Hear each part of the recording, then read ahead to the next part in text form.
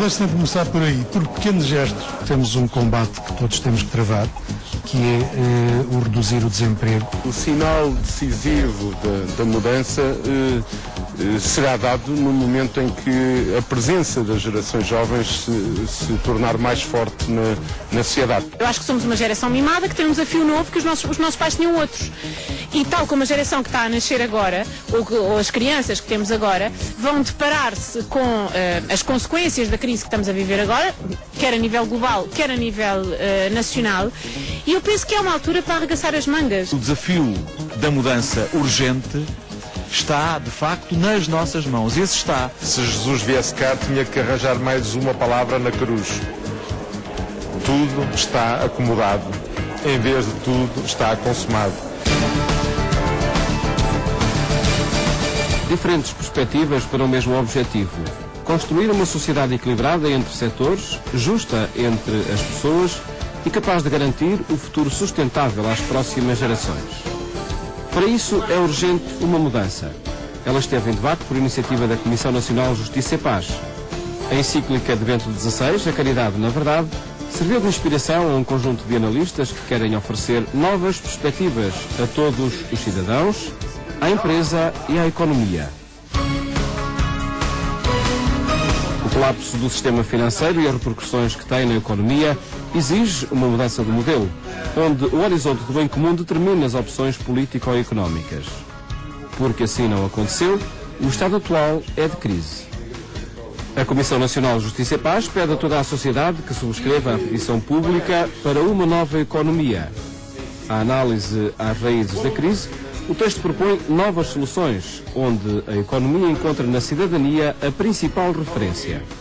É verdade que é que fazer ajustamentos no sistema, mas esses ajustamentos devem ser encarados numa perspectiva de médio e de longo prazo. Ou seja, devem ser enquadrados por uma estratégia de desenvolvimento que reponha as questões fundamentais. E essas questões fundamentais são as questões de optimização dos recursos, valorização dos recursos disponíveis em função da melhor satisfação das necessidades e da melhor qualidade de vida, não só para alguns, mas para todos os cidadãos. Ou seja, nós precisamos de construir uma economia cidadã, com empresas cidadãs, com repartição equitativa dos rendimentos e com a consciência muito clara de que o progresso económico não é ilimitado e que o crescimento económico não é ilimitado nem é condição suficiente para melhorar as condições de vida das pessoas. Será talvez em algumas situações ainda uma condição necessária. Agora, seguramente não é uma condição suficiente.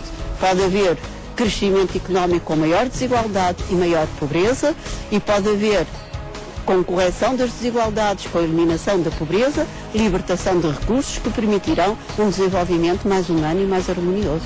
Neste momento é também uma crise de valores, como se afirmou aqui neste colóquio, é uma crise, portanto, de referenciais éticos e podemos quase dizer que é uma crise antropológica. Nós, neste momento, confrontamos-nos com a necessidade de refletir sobre quem é o ser humano, o que é que deseja, para onde é que caminha.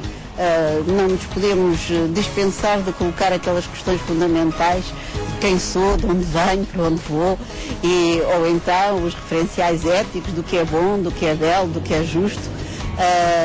São esses valores também que têm que ser repensados. Tema determinante para que equilíbrios sociais aconteçam é a empresa. O modelo empresarial tem de ser laboratório de equilíbrios entre todas as partes que fazem a empresa. E o lucro, a riqueza produzida, um bem afeto a empresários, mas também a empregados, fornecedores, clientes, parceiros. No debate promovido pela Comissão Nacional de Justiça e Paz, esse foi o tema a merecer pontos de vista de empregadores e empregados, à procura de estratégias que coloquem a riqueza ao serviço de todos. Nós temos que criar riqueza para depois a podermos distribuir. São critérios de distribuição de riqueza que temos que encontrar em concertação social, mas primeiro temos que criar essa riqueza, não de uma forma selvagem, não desenfreada do lucro pelo lucro, temos como as empresas cada vez mais vão tendo responsabilidade social e neste equilíbrio de partes e de encontrar os consensos, porque eu não tenho a verdade absoluta, os sindicatos não terão a verdade absoluta. Sempre assim foi e é natural, é preciso produzir para distribuir.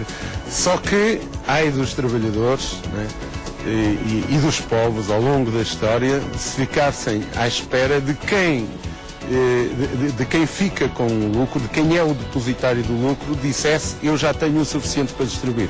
As coisas são simultâneas.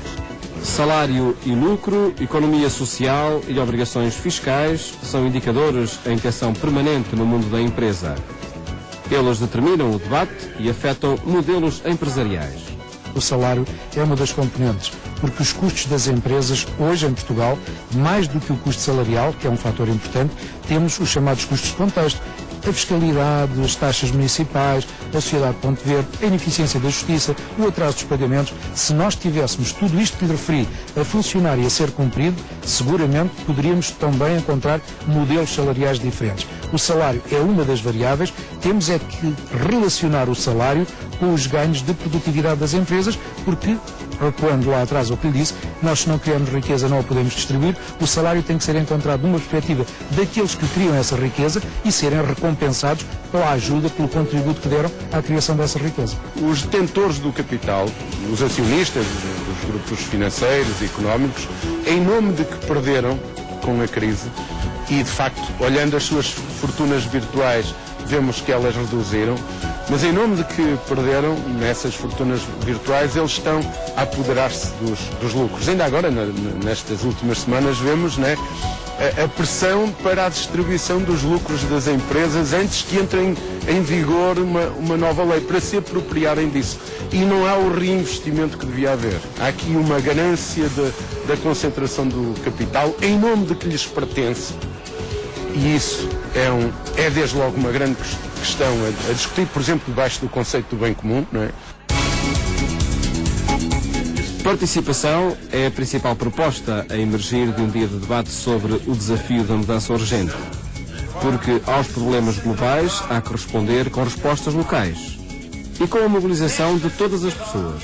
Se Jesus viesse cá, tinha que arranjar mais uma palavra na cruz. Tudo está acomodado. Em vez de tudo, está consumado. Porque há um comodismo das pessoas.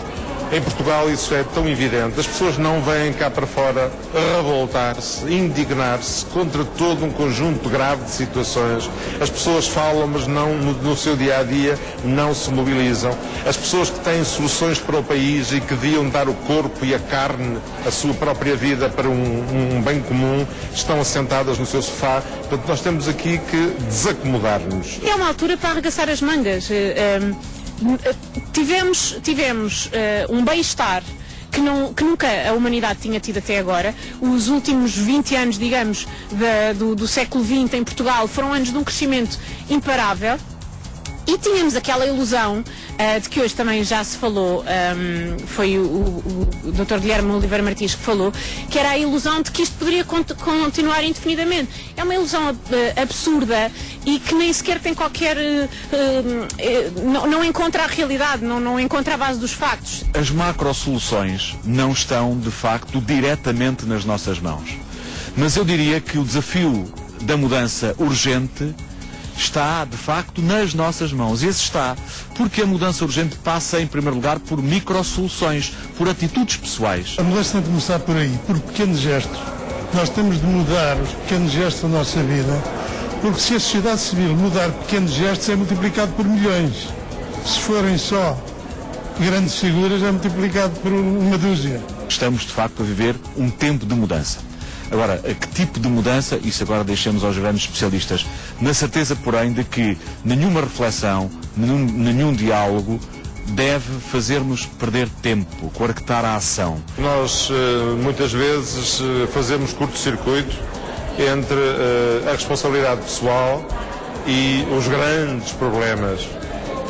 E depois não fazemos nada, quer dizer, nem mudamos as pessoas, nem mudamos as estruturas. Temos de passar da lamúria e do apontar o dedo aos culpados pela crise, aqueles que deviam ter feito qualquer coisa e não fizeram, aqueles que fizeram mal o que deviam ter feito bem, etc, etc. Estamos sempre a apontar o dedo aos culpados da crise, a arranjar bodes expiatórios. Temos de mudar de perspectiva e, em vez de estar a procurar os ditos culpados e os ditos bodes expiatórios, começar a pensar o que é que vamos fazer a partir de agora. Portanto, sermos parte da solução e não parte do problema. Acho que esse é a primeira conversão que tem de haver a nível interior. Nós precisamos de mudar o nosso referencial de pensamento.